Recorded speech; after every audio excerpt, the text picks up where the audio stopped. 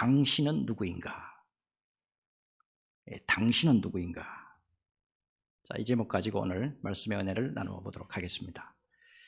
정채봉 시인의 잠언집이에요. 2004년도에 나온 책인데 책 제목이 아주 흥미로워요. 날고 있는 새는 걱정할 틈이 없다. 날고 있는 새는 걱정할 틈이 없다. 자, 이 책에 아주 흥미로운 이야기가 하나 나와요. 제목이 뭐냐면 너는 누구인가? 너는 누구인가? 어느 중년 여자 한 분이 차를 타고 가고 있었어요. 근데 갑자기 뒤에서 큰 화물 트럭이 덮치면서 꽝 하는 소리가 나요. 대형 교통사고가 난 거예요. 그 순간에 그녀가 모든 것이 아득해지면서 정신이 가물가물합니다.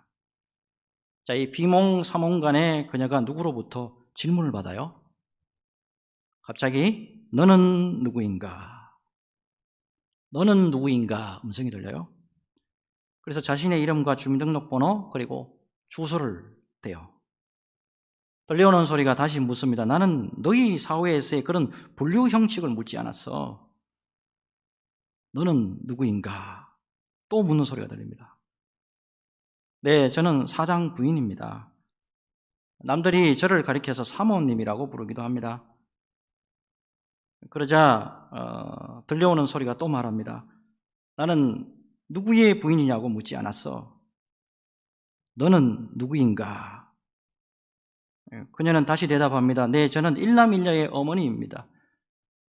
딸 아이는 특히 피아노에 천재적인 재능이 있습니다. 얼마 전에 어떤 신문사 주최의 음악 콩쿠르에서 상을 받아오기도 했습니다. 그런데도 들려오는 소리는 계속 말합니다. 나는 누구의 어머니냐고 묻지 않았다. 너는 누구이냐? 자, 그녀는 침이 마른 채로 대답합니다. 저는 교회를 다니고 있습니다. 간혹 불우이웃 돕기에도 앞장섰습니다. 저희 교회에 다니는 사람들은 다 저를 알고 있습니다. 자, 그런데도 들려오는 소리에 질문이 끝이지 않죠? 나는 너의 종교를 묻지 않았다. 너는 누구인가?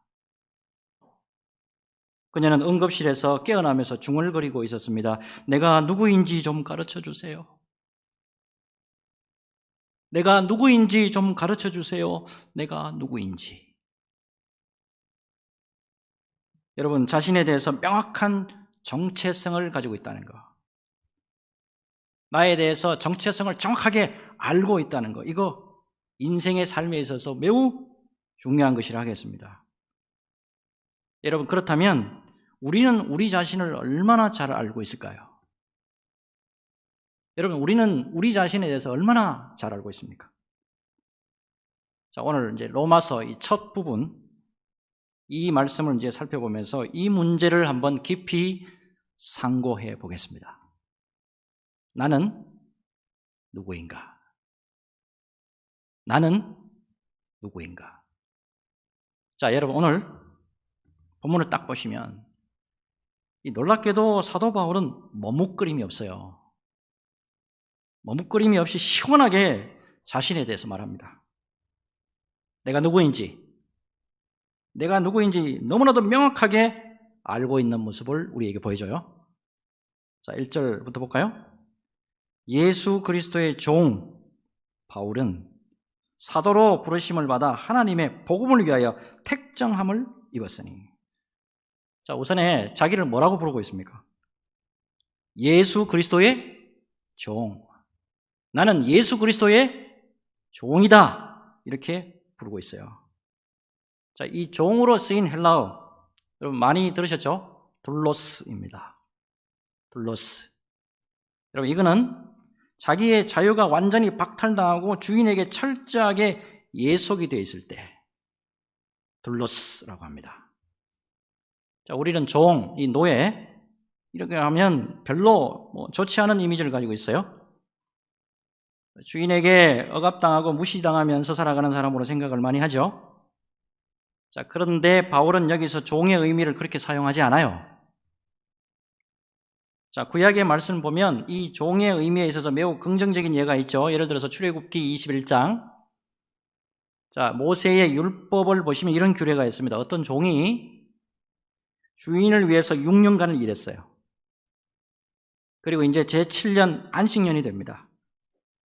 이때 주인은 이 종에게 자유를 제공해 주죠. 이제 나가도 돼. 근데 그 종이 주인에게 주인님, 제가 지난 6년 동안 살면서 주인님하고 너무 정이 들었습니다. 저는 주인님을 너무 존경하고 사랑합니다. 그렇기 때문에 저는 나가서 자유하지 않고 한평생 주인님을 더 모시고 싶습니다. 자, 이렇게 하면 이 주인은 종을 데리고 와가지고 귀에다가 송곳으로 구멍을 뚫습니다. 여러분, 요즘에 이 귀를 뚫는 거 이거 멋으로 하는데 원래 이게 무슨 뜻인지 알아야 돼요. 무슨 뜻인지. 귀 뚫는다는 것은 영원한 종됨의 표시예요. 영원한 종. 근데 이 표시를 갖게 되잖아요. 이 표시를 갖게 되면 그날부터 주인은 그 종을 더 이상 종으로 취급하지 않아요. 자기 아들과 똑같이 대우합니다. 자, 이런 경우에 이 종은 사랑의 종, 자유의 종, 사랑의 종, 자유의 종 이렇게 부릅니다. 주인에 대한 사랑 때문에 자기 자유를 그냥 다 반납하고 기꺼이 그 주인의 심부름을 하면서 한평생 그 주인을 위해서 살기로 결단한 종. 바울은 이런 의미로 둘로스, 나는 예수 그리스도의 종이다, 이렇게 고백하고 있는 거예요. 자, 이어서 이제 바울이 자신을 뭐라고 또 고백을 하고 있나 보니까 바울은 사도로 부르심을 받아. 사도로 부르심을 받아. 나는 사도다. 자, 사도에 해당하는 헬라어 너무 잘 아시죠? 아포스톨로스. 부르심을 받은 자예요. 부르심을 받은 자. 이 본래 이 단어의 뜻은 뭐냐면 원래는 황제나 왕으로부터 특수한 임무를 띠고 파견된 자를 지칭할 때 아포스톨로스 이렇게 했어요. 근데 중요한 게 있어요. 사도가 되기 위해서 반드시 거쳐야 될 관문이 하나 있어요. 그건 뭐냐면 그 사명을 자신에게 맡기신 분을 직접 만나본 경험이 있어야 돼. 내게 일을 맡기신 그 사람을, 그분을 반드시 만나본 경험이 있어야 된다고.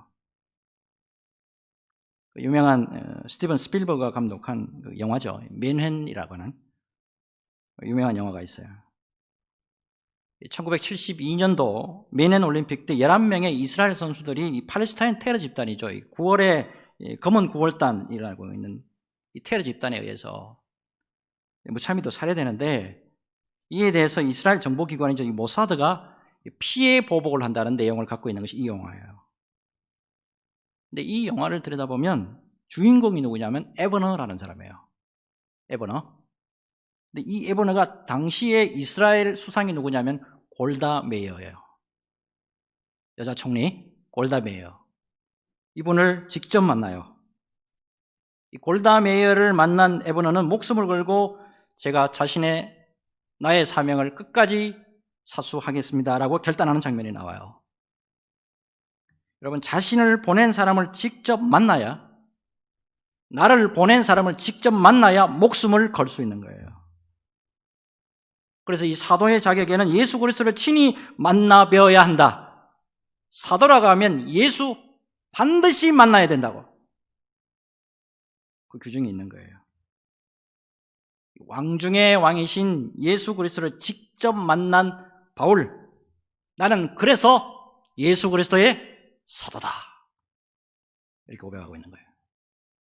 자, 마지막으로 바울이 또 자신을 뭐라고 부르고 있는가 하니까, 자, 하나님의 복음을 위하여 택정함을 입었으니. 자, 여러분, 이 복음에 해당하는 헬라어가 그 유명한 유앙겔리온입니다. 자, 여러분, 이 말의 유래 이렇습니다. 이스라엘 백성들이 주전 586년 바빌론에 의해서 멸망하죠. 그래서 포로로 붙들려가서 오랜 동안의 노예 생활합니다. 자, 근데 페르시아의 고레스 왕이 등장을 하죠. 그래서 해방의 명령이 전해지기 시작합니다. 모든 유대인들은 이제부터 자유다. 이제 고향으로 돌아갈 수가 있다. 소식이 전해지게 됩니다. 노예 생활을 하던 이스라엘 백성들의 이거는 얼마나 좋은, 정말이지 복음이에요. 이때 처음으로 요한겔리온, 기쁨의 소식, 복음이라는 단어가 여기서부터 시작이 됩니다. 여러분, 특별히 사도 바울은 예수 그리스도로 말미암아 얻은 자유와 해방의 기쁜 소식, 예수 믿고 난 다음에 죄와 허물에서 온전히 해방되는 기쁨과 그 해방의 그 놀라운 소식, 이 복음을 전하기 위해서 나는 예수 그리스도로 말미암아 택정함을 받았다고 이렇게 고백하고 있단 말이에요. 자, 지금까지 말씀을 보니 어때요? 바울은 나는 어떤 사람인가 명확하죠? 명확하게 알고 있다고. 자, 그렇다면 여러분, 우리는 어떻습니까? 여러분, 우리는 누구라고 분명하게 말씀하고 있는 거예요? 우린 누굽니까? 자, 오늘 여러분 본문을 딱 보시면 사도 바울이 친히 우리 예수 믿는 사람들이 과연 누군지, 여러분, 그래서 성경 본문을 잘 보셔야 돼요. 자, 우리 예수 믿는 사람들이 누군가 분명하게 말씀을 주고 있어요. 6절, 7절. 잘 보십시오. 6절, 7절 보면 너희도 그들 중에서 예수 그리스도의 것으로 부르심을 받은 자니라. 로마에서 하나님의 사랑을 받고 성도로 부르심을 받은 모든 자에게 우리 하나님 우리 아버지와 주 예수 그리스도로부터 은혜와 평강이 있기를 원하노라. 여러분, 우리는 예수 그리스도의 것으로 부름받은 사람이라는 거예요.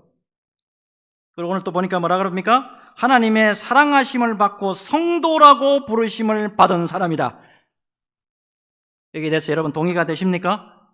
여러분 아멘이 되십니까? 여러분, 오늘 우리에게 사도 바울이 우리가 누구인가?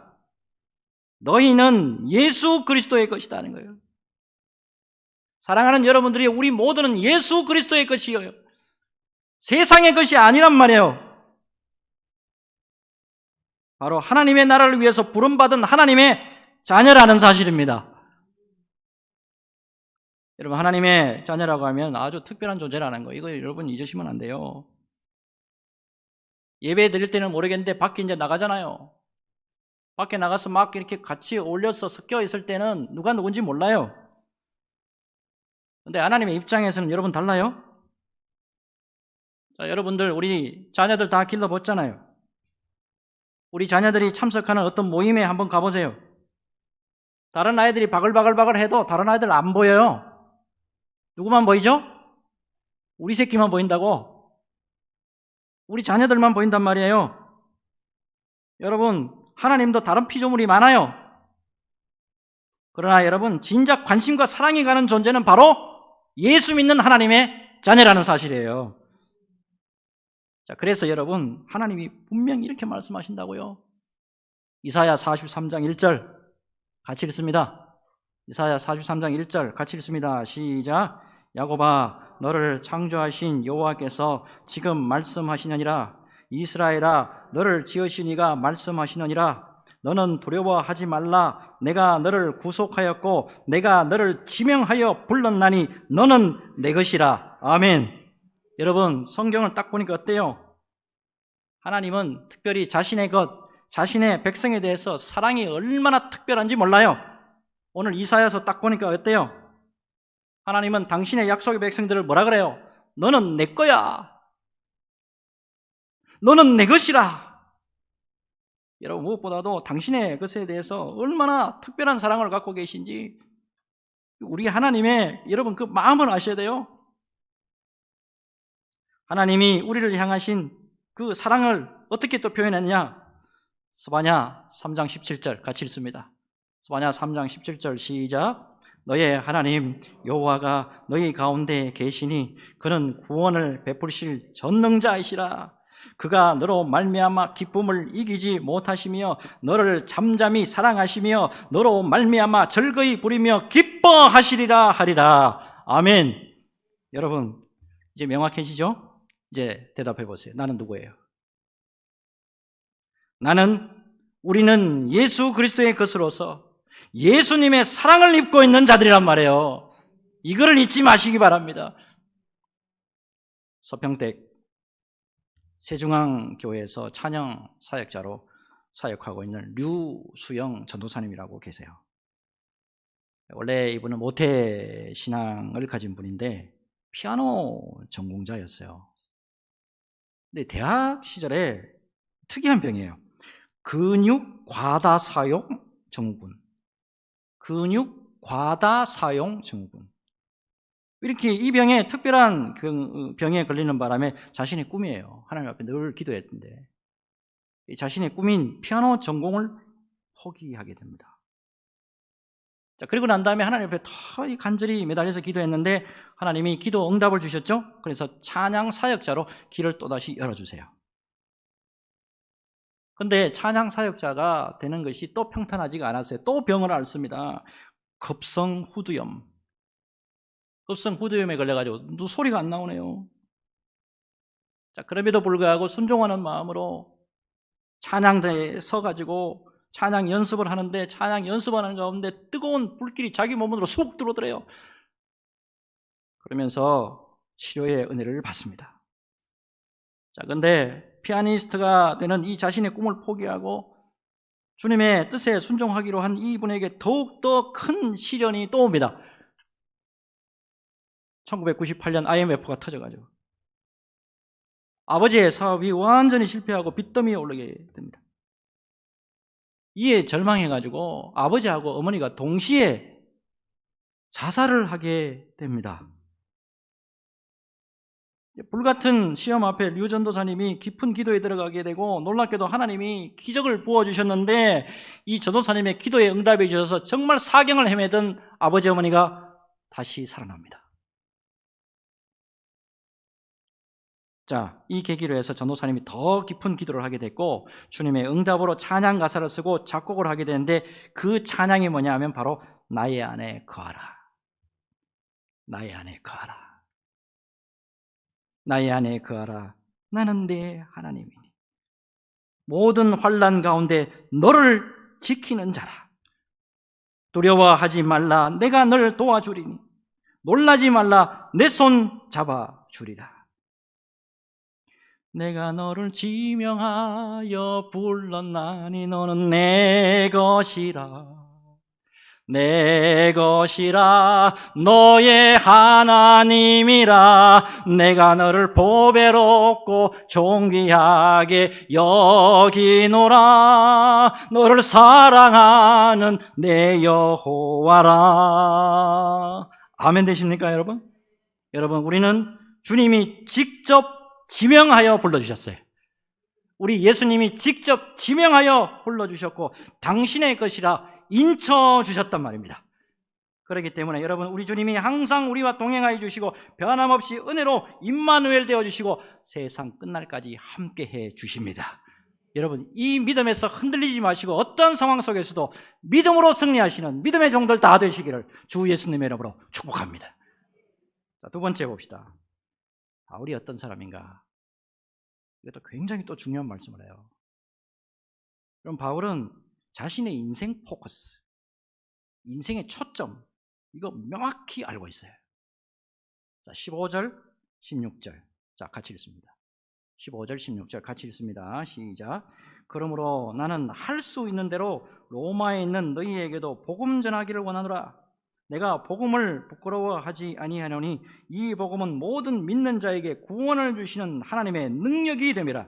먼저는 유대인에게요 그리고 헬라인에게로다. 아멘. 나는 무엇을 하며 사는 사람인가? 나는 무엇을 하며 살아야 하는가? 명확한 답을 가지고 있어요. 나는 복음을 전하기 위해서 나의 인생이 존재한다. 명확해요. 여러분, 사실 우리 인생을 가만히 생각을 해보면 각자의 달란트가 다 달라요. 그죠? 우리 성도님들 안에서도 이렇게 보면 음악에 달란트가 있는 분, 그리고 봉사에 달란트가 있는 분, 부엌일에 또 남달리 이게 또 특별한 또 달란트가 있는 분이 있어요. 재료는 보면 시원찮아요. 재료는 보면 시원찮은데 이분이 부엌에 들어가지고 걷어붙이고 일하면 희한하게 맛이 있어. 특별한 달란트가 있는 분이. 아울러서 영적으로 또 특별한 달란트가 있는 분이 있어요. 이분은 평소에 이렇게 생활할 때는 모르는데 기도만 하면 이분에게 특별한 응답이 떨어져요. 자, 이렇게 다양한 모습을 하고 다양한 직업을 가지고 우리가 살아가요. 자, 그러나 여러분, 결국 우리 모든 인생 가운데 초점이 딱 하나라는 거 여러분 잊지 마세요.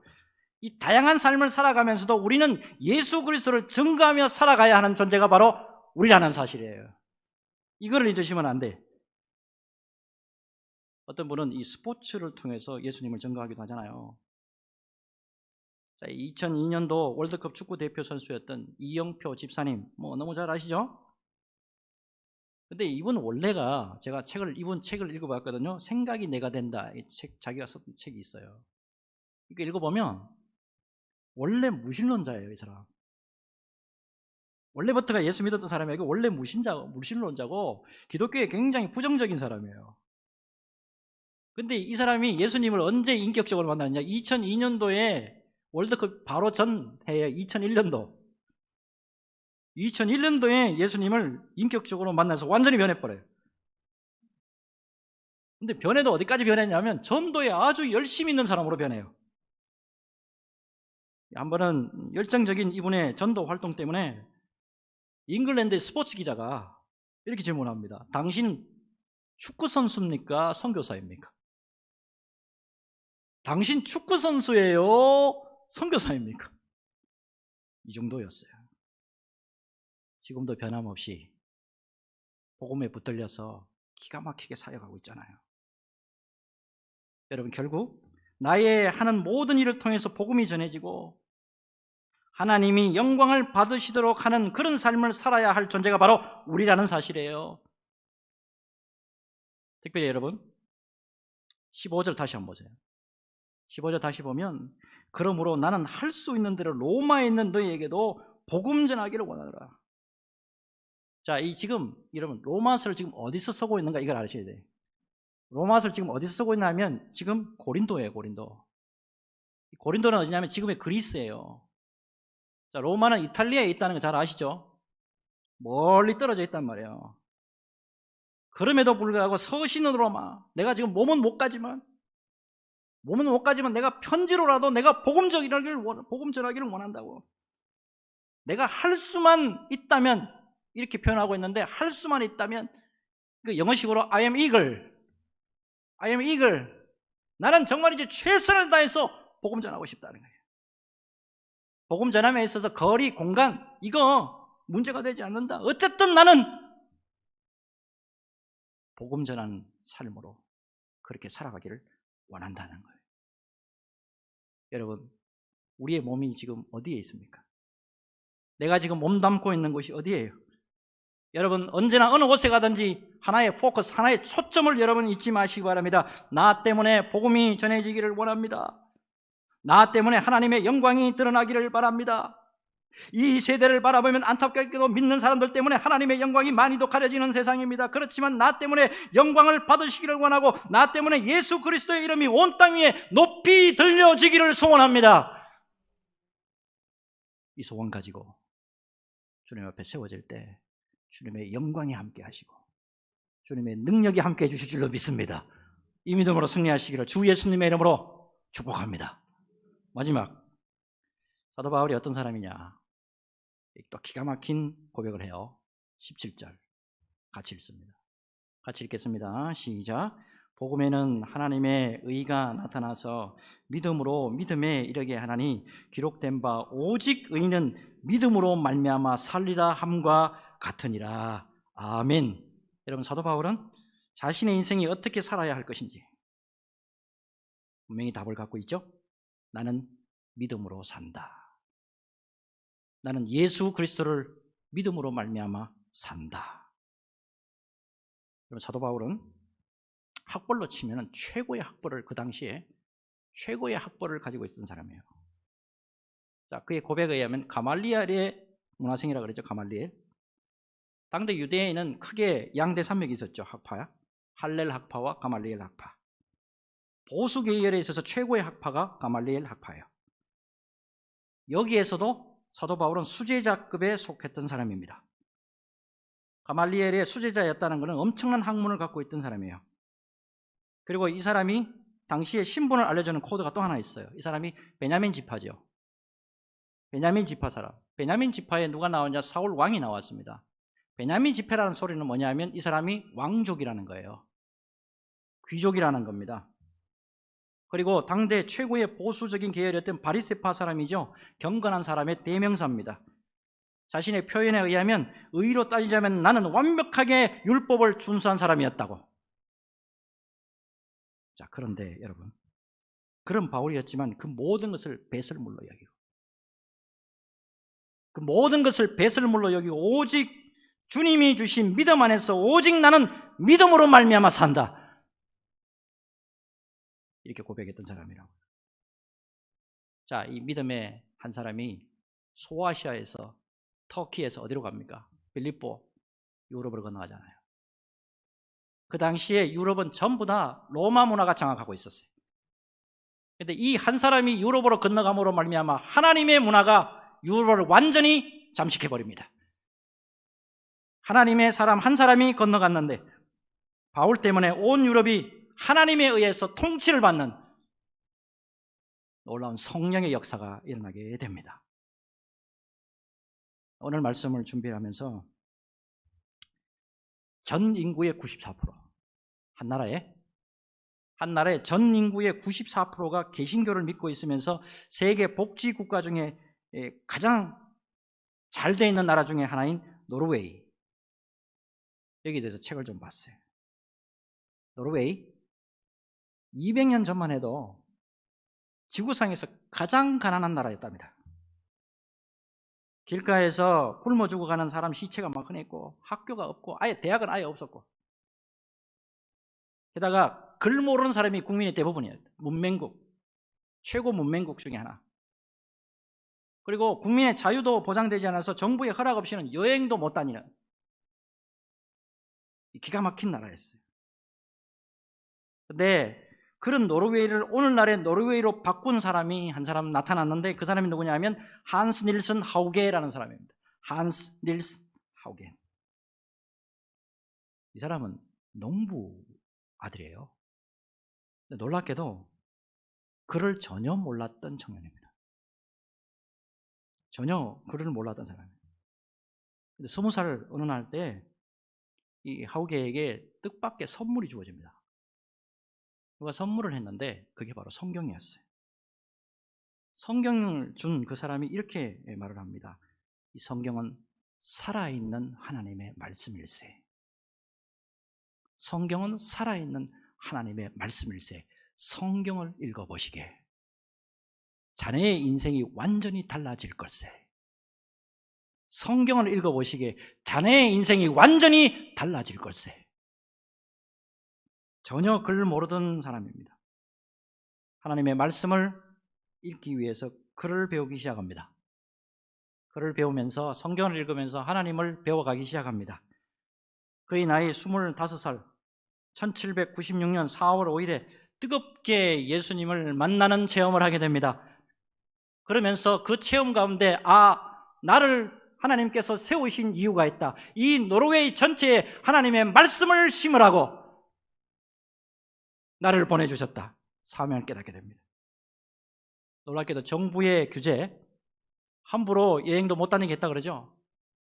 정부의 규제를 깨고 전국을 여행하면서 하나님의 말씀을 전하기 시작합니다. 1796년부터 1804년 사이에 여러 도시와 마을을 돌아다니면서 성경을 보고하고 나라 전체에 하나님의 말씀을 무차별로 뿌립니다.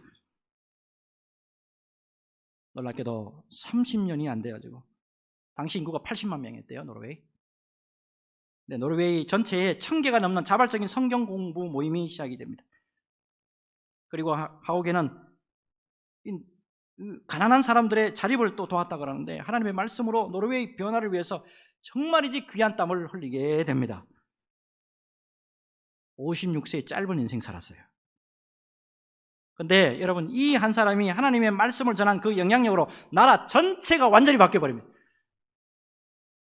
한 사람의 헌신, 한 사람의 뒤집어짐으로 말미암아서 노르웨이 전체가 94% 개신교입니다. 94%가 예수 믿는 나라입니다. 그리고 엄청난 복지 국가가 됐습니다. 여러분, 우리가 가는 곳마다 이렇게 말씀의 폭발력, 이 복음의 폭발력으로 존귀하게 쓰임받는 그런 은혜가 넘쳤으면 하는 마음 정말이지 간절합니다. 여러분, 특별히 우리 인생은 한 번밖에 없습니다. 우리 인생은 딱 한 번밖에 없어요. 주님 손에 붙들려서 아름답고 존귀하게 쓰임받는, 하나님의 영광의 도구로 쓰임받는 우리 수원 소망교회 성도들 여러분들 다 되시기를 주 예수님의 이름으로 축복합니다. 축복합니다. 기도합니다. 주님, 우리는 예수 그리스도의 것으로 부르심을 받은 자들이고 하나님의 사랑하심을 받고 성도로 부름받은 하나님의 자녀입니다. 우리의 정체성을 깊이 새기고 주님 나라에서 사도 바울과 같이 영광스럽고 존귀하게 쓰임받는 우리 모두가 되기를 원하오니 우리 믿음의 종들에게 언제나 은혜로 역사하여 주옵소서. 예수 그리스도의 은혜가 여러분들에게 넘칠지어다. 감사를 드리옵고 주 예수님의 이름으로 축복하고 기도하옵나이다. 아멘. 다 같이 일어나셔서